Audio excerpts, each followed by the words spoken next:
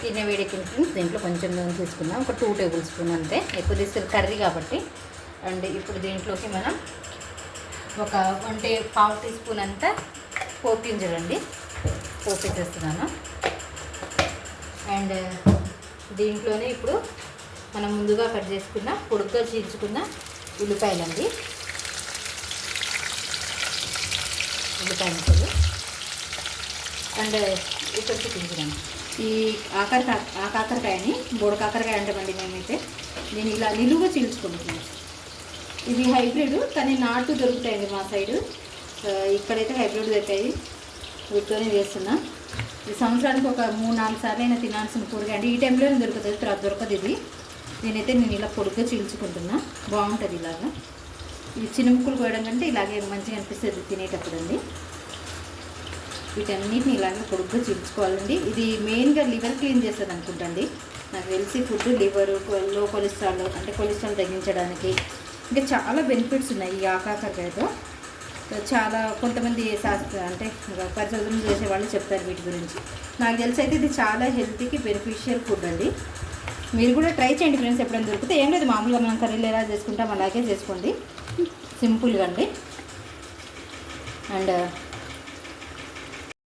ఈ ఉల్లిపాయ వేగక ముందే మనం ఈ నిలువుగా చీల్చుకున్న వాటిని ఈ కాకరకాయలను దీంట్లో వేసుకోవాలండి. ఎందుకంటే ఆనియన్ అది 2 ఫ్రై అయితే మంచిగా అనిపిస్తుంది కూర, టేస్టీగా ఉంటుంది. ఇవన్నిటిని చిదుముకుంటే వేసుకోండి, సింగిల్ పీసెస్. ఇవి మగ్గాలంటే మనం ఫస్ట్ దీని మీద సాల్ట్ వేసుకుంటే త్వరగా మగ్గిపోతాయండి. మూత పెట్టుకొని సాల్ట్ వేసుకొని మూత పెట్టుకుంటే త్వరగా మగ్గిపోతుంది. అండ్ కొంచెం ఇప్పుడు దీంట్లో కూరకు సరిపోయినంత సాల్ట్ వేసేస్తున్నానండి ఒకేసారి. ఒక మిరపకాయని ఇలా చిన్నగా తరుక్కున్నానండి, దీన్ని కూడా దీంట్లో వేసుకొని ఇప్పుడు మనం మూత పెట్టేసుకుందాం. ఒకసారి తీసుకొని లో ఫ్లేమ్లో పెట్టుకోండి ఫ్రెండ్స్, మంచిగా కుక్ అవుతుంది, తొందరగానే కుక్ అవుతుంది. ఓకేనా? ఒకసారి ఓపెన్ చేసి చూద్దాం.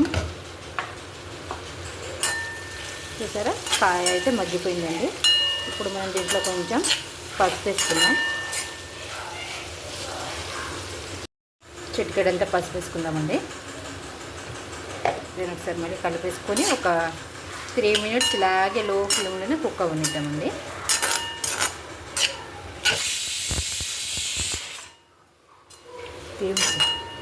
మస్తు లేట్ అయింది ఫ్రెండ్స్, ఇల్లు క్లీన్ చేశాను ఈరోజు, డీప్ క్లీన్ ఓపితో మొత్తం దులిపి అండ్ ఏమంటారు ఇల్లంతా కడిగి మస్తు లేట్ అయింది.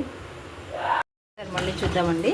దీంట్లో ఇప్పుడు మనం కొంచెం తక్కువ కారం వేసుకుంటానండి. ఒక టమాటా కట్ చేసుకొని వేసుకుందాం. కసూరి మేతి ఇప్పుడు వేయాలండి, అంటే వంకాయ కూరలు ఎలా వేసుకుంటామో అలా వేసుకుంటే బాగుంటుంది ఫ్రెండ్స్. కసూరి మేతి వేస్తాను కొంచెం, వేసేసి తర్వాత టమాటా వేసేద్దాం కట్ చేసుకొని. కొంచెం అంతా కసూరి మేతి అండి.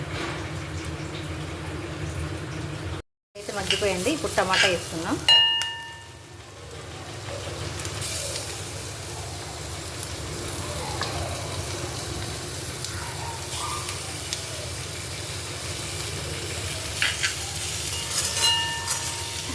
ఇలా నేనైతే ఇలాగే చేస్తాను, టమాటా తొందరగా మగ్గడానికి కప్పేస్తాను మంచిగా.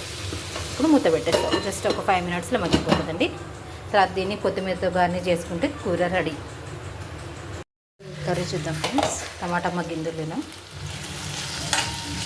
టమాటా చూసారా ఎంత చక్కగా మగ్గిపోయిందండి.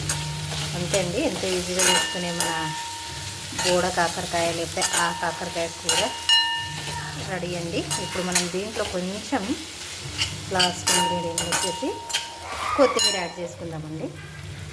పిల్లలు అయితే ఒక రేంజ్లో అరుస్తున్నారండి మా ఇంట్లో. అయితే ఇప్పుడు కొత్తిమీర కూడా యాడ్ చేశానండి.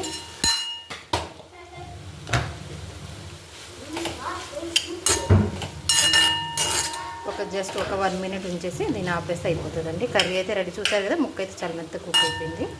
సిమ్లో పెట్టుకొని చేసుకుంటే ఇది త్వరగా మెత్తబడి తొందరగా అయిపోతుందండి. చూసుకుందాం ఇక. కర్రీ అయితే ఆల్మోస్ట్ రెడీ అండి.